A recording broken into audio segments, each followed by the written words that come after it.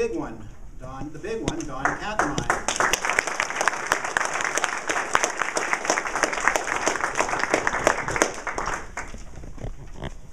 There is a very, very, very deep spot, smack dab in the middle of Lake Champlain, where 5 years ago I had the unusual opportunity to go fishing with Al Gore and Arnold Schwarzenegger.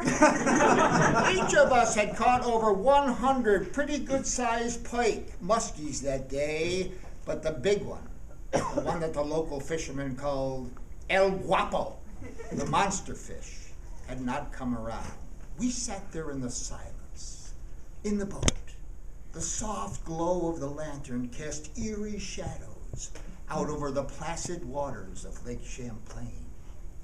Bum bum bum bum bum bum bum bum bum bum bum bum bum bum. Boom! Suddenly there's a tremendous tug on my line. I tried to set the hook, but before I could, Al and Arnold both stood up in the boat to make a speech. Arnold wanted to talk about the illegal immigrants in California, and then, of course, Al, all he could talk about was global warming. But the boat tipped over, and everything, the lantern, the gear, the life preservers, even our 3 six-packs of Bud Light sunk like rocks to the bottom.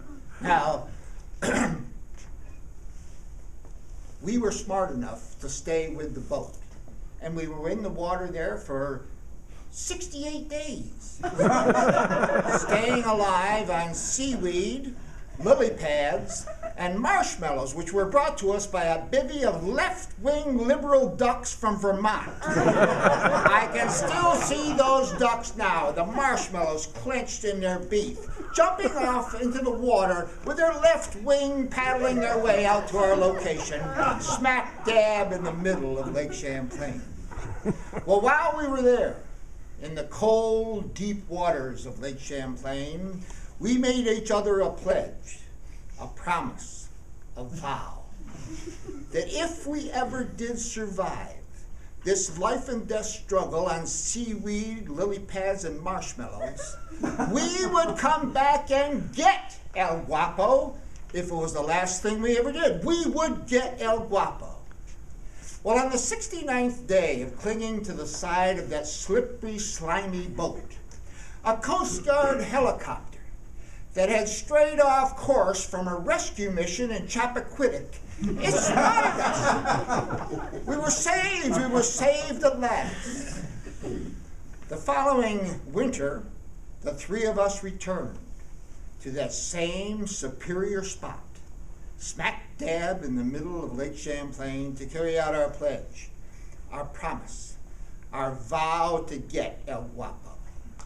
Within minutes, Al had hooked a beauty, but he had to throw it back because it was only 5 feet long, and we had agreed to keep only those fish that were taller and bigger and fatter and more muscular than Arnold.